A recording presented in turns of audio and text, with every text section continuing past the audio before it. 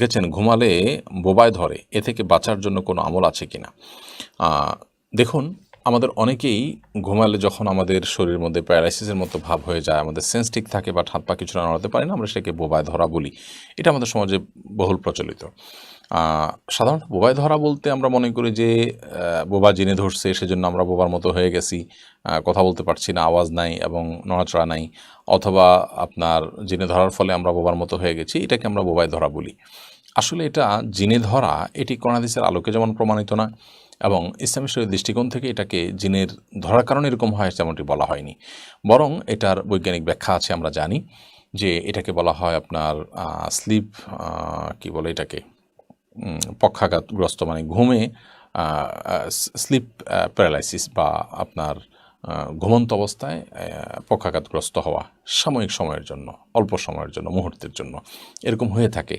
তো এরকম যদি হয় তাহলে সেক্ষেত্রে চিকিৎসকদের বিভিন্ন পরামর্শ আছে এটি কেন হয়। সাধারণত না ঘুমালে, ঘুম গভীর না হলে, শুয়ে থাকলে, বিভিন্ন ডিভাইস আশপাশে রাখলে, সেগুলো চালু থাকলে, সেগুলোর কারণে অনেক সময় এরকম অসুবিধা হতে পারে। শরীর অত্যধিক ক্লান্ত থাকলে এরকম হতে পারে, এবং দিনের বেলা ঘুমের অভ্যাস থাকলে রাতের বেলা এরকম হতে পারে। এই জন্য দিনের বেলা যথাসম্ভব না ঘুমিয়ে রাতে তাড়াতাড়ি ঘুমিয়ে যাওয়া উচিত, এবং লম্বা সময় ধরে খুব মন ভরে ঘুমানো উচিত, এবং ডিভাইস ইত্যাদি থেকে যথাসম্ভব ঘুমের আগে থেকে দূরে থাকা উচিত, এবং এগুলোকে দূরে রাখা উচিত, এবং সম্ভব হলে বন্ধ করে বা এরোপ্লেন মোড দিয়ে রাখতে পারলে ভালো হয়। তো এগুলোর মাধ্যমে ইনশাআল্লাহ বিদিনিল্লাহ এখান থেকে রক্ষা পাওয়া যাবে। চিকিৎসকগণ এবং এ বিষয়ে বিশেষজ্ঞগণ নানা রকম পরামর্শ আমাদেরকে দিয়েছেন, বিধায় সেগুলো আমরা করব। এর বাইরে ওই মুহূর্তে আমি আল্লাহ তাআলা স্মরণ করে আল্লাহর কাছে পানা চাইতে পারি। এই পক্ষাঘাতটা স্থায়ী হয়ে গেলে আমার জন্য সেটা কত বড় বিপদের কারণ হবে, সন্দেহাতীতভাবে সেটি আমাদের টেনশনের কারণে হচ্ছে ইমানদার হিসাবে। এই জন্য আল্লাহ তাআলার কাছে আমরা ইস্তেগফার করব, এবং ভীত সন্ত্রস্ত না হয়ে আল্লাহর কাছে আমরা সাহায্য প্রার্থনা করব, এবং আমরা আশা করব ইনশাআল্লাহ এটা ছেড়ে যাবে, আতঙ্কিত হব না। তো এই বিষয়ে তারা পরামর্শ দিয়ে থাকেন। এর বাইরে ইমানদার হিসেবে যেটা বললাম যে ওই মুহূর্তে আপনি সেন্স আছে, সেন্স কাজ করছে, তো আল্লাহ তাআলার কাছে আপনি মনে মনে দোয়া করতে থাকেন, মুখে আওয়াজ করতে না পারলেও কোনো অসুবিধা নেই। এবং পক্ষাঘাতগ্রস্ত মানুষ, প্যারালাইসিস হওয়া মানুষগুলো কত কষ্ট করে, আমরা এই মুহূর্তের জন্য আমরা এতটা ভীত সন্ত্রস্ত হয়ে পড়ি, তাহলে তাদের জন্য সেটি কত কষ্টের কারণ হয় সেটি আমাদের বোঝা উচিত, উপলব্ধি করা উচিত, এবং আল্লাহর কাছে শুকর আদায় করা উচিত। আল্লাহ আমাদের সুস্থ রেখেছেন, ভালো রেখেছেন। শিলা আক্তার লিখেছেন, ঘরে অনেক কিছুতেই ছবি থাকে, যেমন বই, পত্রিকা, ম্যাগাজিন, সেক্ষেত্রে কি ওই রুমে নামাজ হবে? তাছাড়া বাচ্চাদের বিভিন্ন খেলনাও থাকে। বনশীলা, ঘরে বিভিন্ন আসবাবপত্রে যদি প্রাণীর ছবি থাকে তাহলে সেক্ষেত্রে সেই রুমে, বিশেষ করে এটা প্রকাশ্যে যদি থাকে টাঙানো ইত্যাদি, তাহলে সেখানে নামাজ না পড়ে, যেখানে নাই সেখানে নামাজ পড়া উচিত। অথবা ওখানে নামাজ পড়তে হলে সেটিকে যথাসম্ভব ঢেকে কোনো কিছু দিয়ে চাপা দিয়ে তারপরে, বা ড্রয়ার ইত্যাদিতে রেখে তারপর নামাজ পড়া উচিত। না হলে এটি মাকরুহ হবে। তবে সেখানে নামাজ হবে না এরকম না, নামাজ হয়ে যাবে। বন্যা মির্জা লিখেছেন, আমার মন মেজাজ সবসময় কেমন যেন খিটখিট হয়ে থাকে, মাঝে মাঝে মানুষের সাথে ভালো কথাও ভালো লাগে না, কি করব?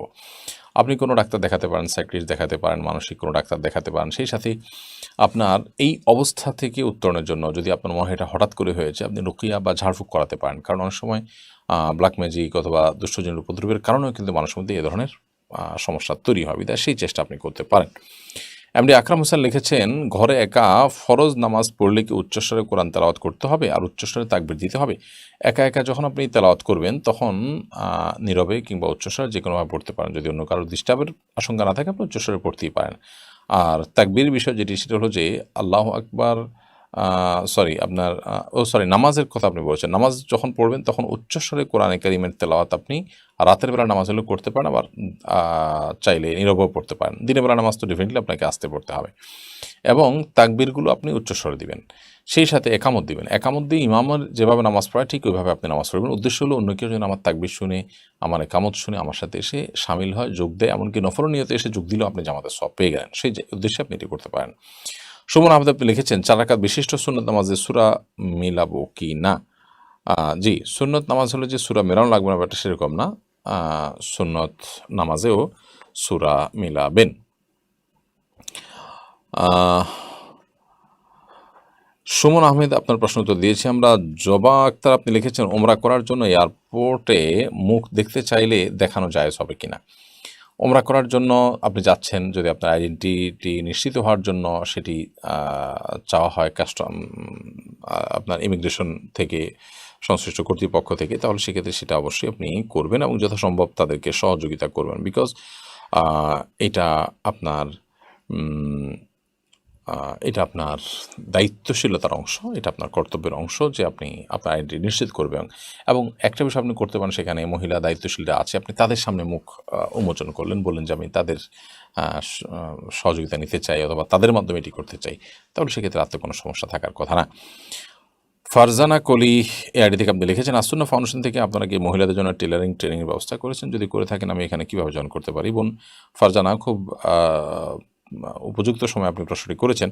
মহিলাদের জন্য স্মার্ট টেলারিং, ব্লক বাটি ইত্যাদির প্রশিক্ষণের ব্যবস্থা আমরা করেছি এবং যারা অভাবী তাদের জন্য সম্পূর্ণ স্কলারশিপ দিয়ে বিনা পয়সা আমরা এই ট্রেনিংয়ের ব্যবস্থা করেছি।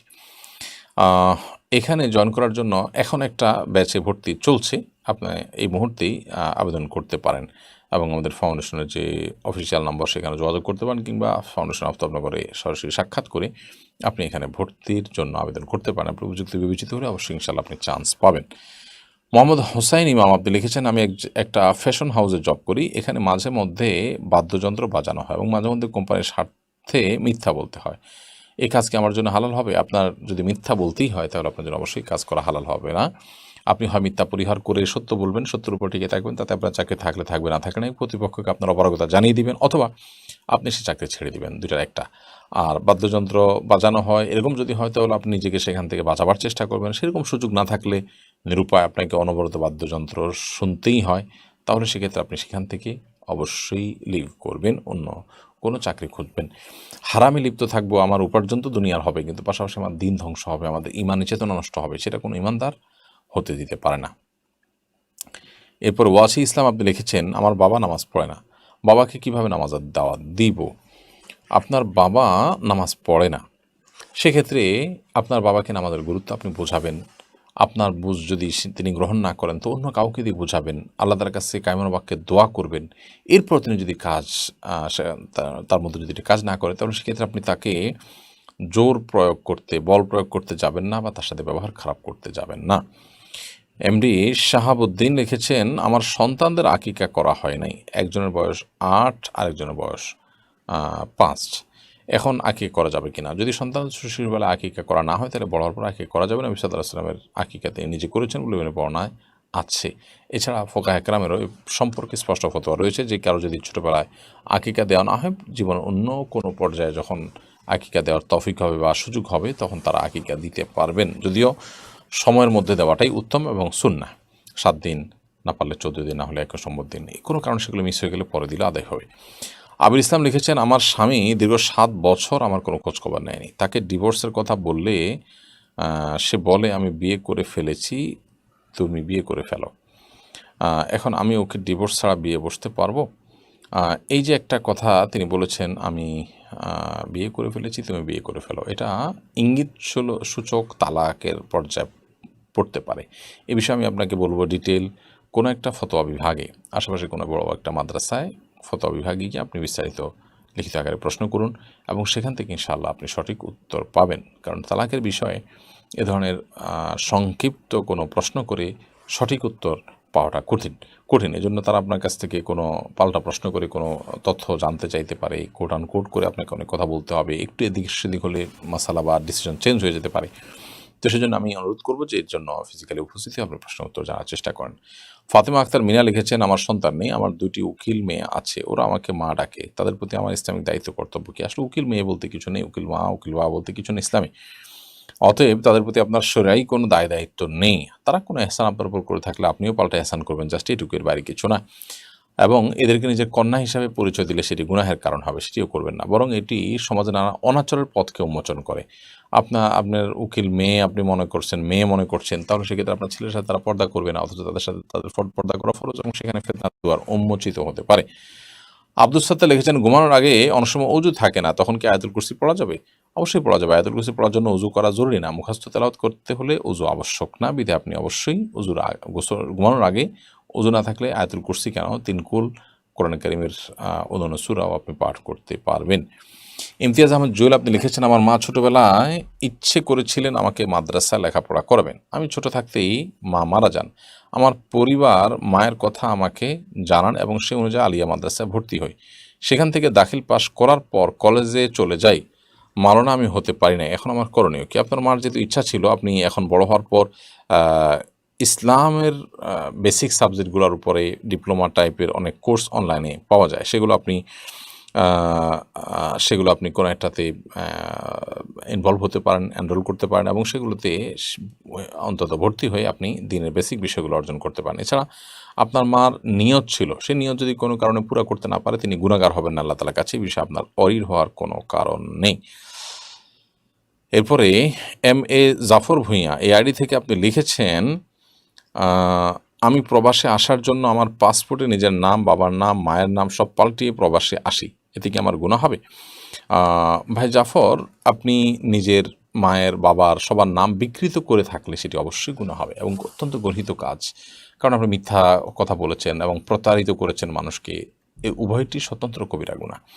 বিধায় এই কাজ জীবনে আর যেন না হয় সেজন্য তওবা নাসুহা করেন এবং অতীত কর্মের জন্য আল্লাহ তাআলার কাছে কায়মন বাক্যে আপনি প্রার্থনা করতে থাকুন এবং আপনার ইস্তেগফার করতে থাকুন, আল্লাহর কাছে চোখের পানি ফেলে মাফ চাইতে থাকুন।